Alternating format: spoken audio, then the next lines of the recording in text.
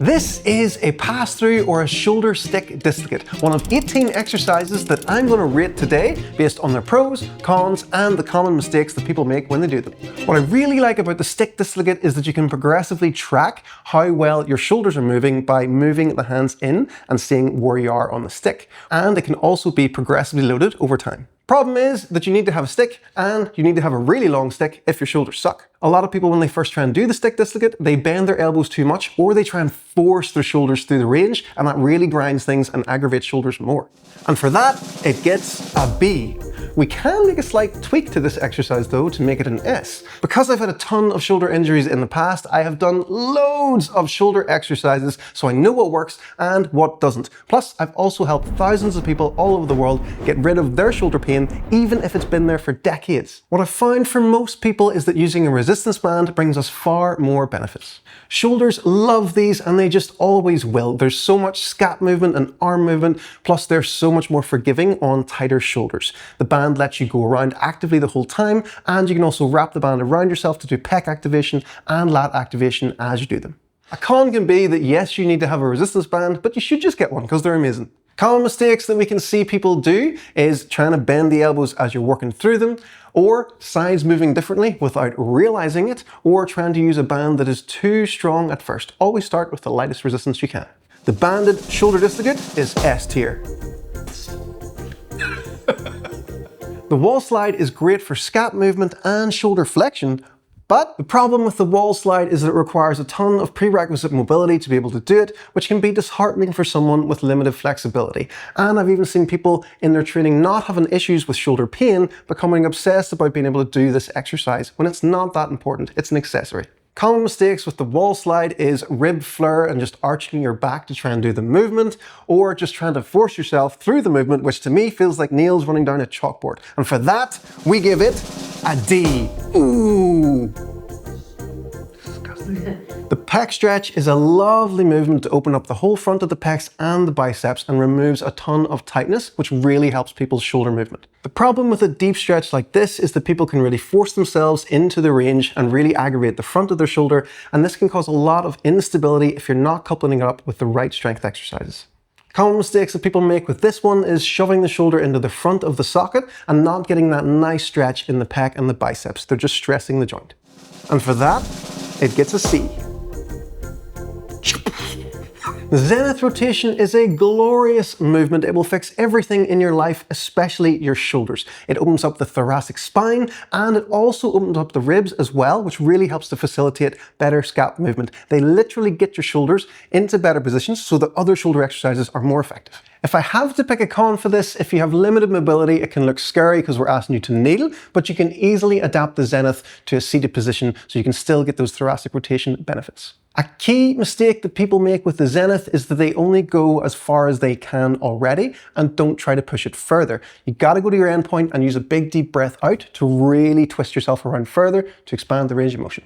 So the Zenith rotation without the breath gets a C. With the breath, it gets an S. Oh, baby.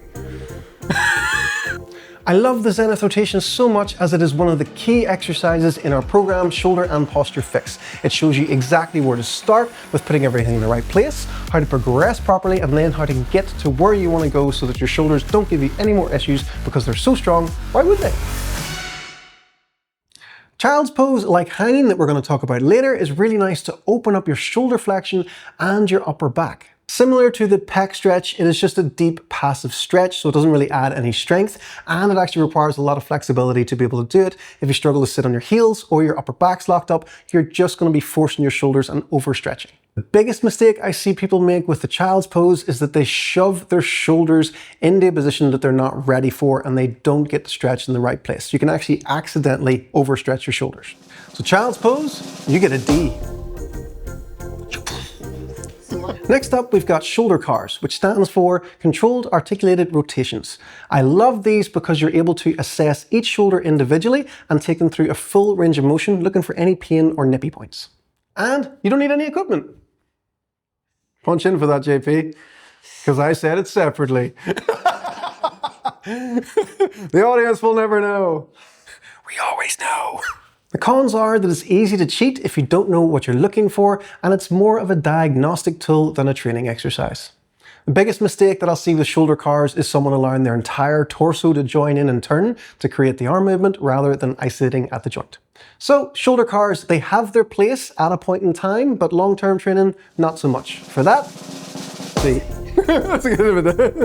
Scap push-ups, they're great. You can do them absolutely anywhere and they help you build strength and improve your push-ups. The con with the Scap push-up is that it's just protraction and retraction, which is only 2 of the 4 Scap movements. Common mistake I see people make with the Scap push-up is that they're bending their elbows a little bit and not getting enough scapular movement. For that, the Scap push-up gets a B. But if we want to make them even better, we can upgrade them to shoulder circles. We start to include the elevation and depression as well as the protraction and retraction so there's no gaps. This takes us from a B to an A. How do you make an A with your fingers? Banded external shoulder rotation. And I don't even know why this is in here. Like, it's too isolated. It's a rehab exercise for like acute injury phases that should only be recommended in person by a physio. This is long-term shoulder health we're talking about here, not acute injuries. F. Anywho, now we're on to the prone Y and T. These are nice because they're very beginner friendly. You don't need any equipment to do them, and anything that opens you up is a great exercise to work on your posture. They are just a bit meh. They don't really do that much. You're not progressively loading anything and there's not much range of motion to work with, so they're nice as a warm-up, but not really a go-to for me. Common mistake that a lot of people make is just have too much tension in their neck trying to hold their head up as they do them. Anytime you do shoulder stuff, make sure to check that neck is nice and relaxed. The prone Y and T gets the D. Gets AD, not BD. The landmine press is handy for someone that has limited shoulder range of motion or mobility restrictions or past injuries, scar tissue, shoulder replacement. It's a nice addition to add to someone's training. A con is that if you're working towards fully functioning shoulders, it's a very sport specific kind of exercise. It's much better to work on things that are going to take your shoulders through full flexion and to load things up heavy going in a full frontal position as well. Some mistakes I see people make with the landmine press is to contort their body in weird ways to try and shove the barbell up or not staying in control of the barbell and it being too wobbly on the shoulders. So for that, I'm going to give the landmine press a D. There are just better exercises to help with your overall shoulder stability, like the bottoms up press. The bottoms up kettlebell press forces your shoulders to stabilize correctly. You literally can't do it wrong or the kettlebell will punch you in the face. I call it the auto coach. I've even seen the bottoms up kettlebell press improve people's pulling strength because their overall shoulder is happier and more stable, so they're able to access more of their own true strength. A big con is that in order to test this properly, you do need a wide selection of kettlebells, and kettlebells generally only go up in 2 kg increments, and in some gyms you don't even have a 14 kilo kettlebell. What's up with that, gyms?